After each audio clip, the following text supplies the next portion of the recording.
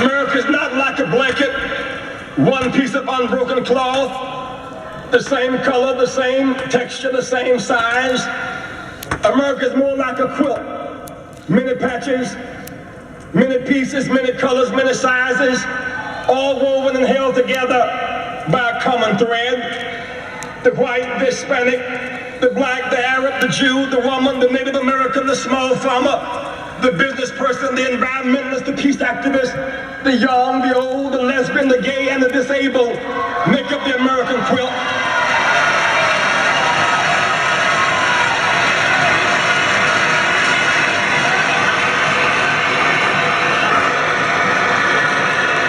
Even in our fractured state, all of us count and fit somewhere. We have proven that we can survive without each other, but we have not proven that we can win and make progress without each other.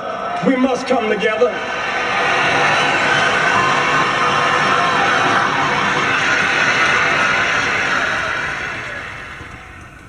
Our communities, black and Jewish, are in anguish, anger, and pain.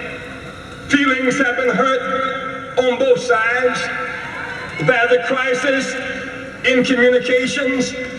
Confusion is in the air. We cannot afford to lose our way. We may agree to agree or agree to disagree on issues. We must bring back stability to these tensions. We are co-partners in a long and rich religious history, the Judeo-Christian traditions. Many blacks and Jews have a shared passion for social justice at home and peace abroad. We must seek a revival of the spirit inspired by a new vision and new possibilities. We must return to higher ground. We are bound by Moses and Jesus, but also connected with Islam and Muhammad.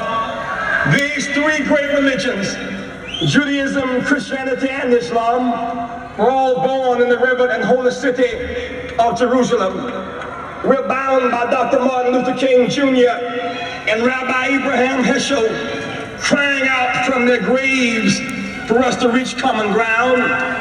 We're bound by shed blood and shed sacrifices. We are much too intelligent, much too bound by our Judeo-Christian heritage, much too victimized by racism, sexism, militarism, and anti-Semitism, much too threatened as historical scapegoats to go on divided one from another. We must turn from finger-pointing to clasp hands. We must share our burdens and our joys with each other once again. We must turn to each other and not on each other and choose higher ground.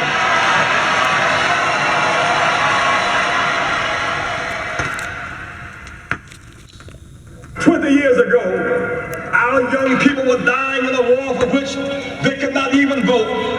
20 years later, young America has the power to stop a war in Central America and the responsibility to vote in great numbers.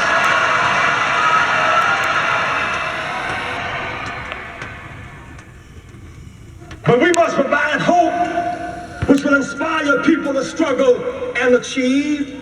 Provide a plan that shows a way out of our dilemma and then lead the way. In 1984, my heart is made to feel glad because I know there is a way out. Justice. The requirement for rebuilding America is justice. The linchpin of progressive politics in our nation will not come from the North. They, in fact, will come from the South. That is why I argue over and over again. We look from Virginia around to Texas.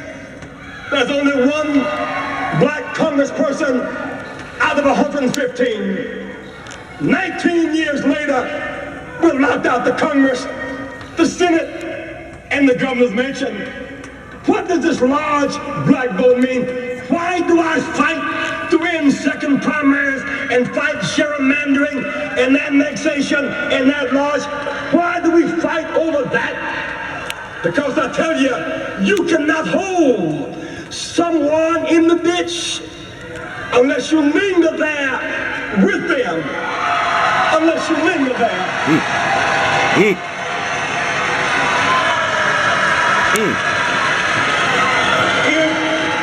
If you want to change in this nation, you enforce that Voting Rights Act, we'll get 12 to 20 black, Hispanic, female, and progressive congresspersons from the South. We can save the country.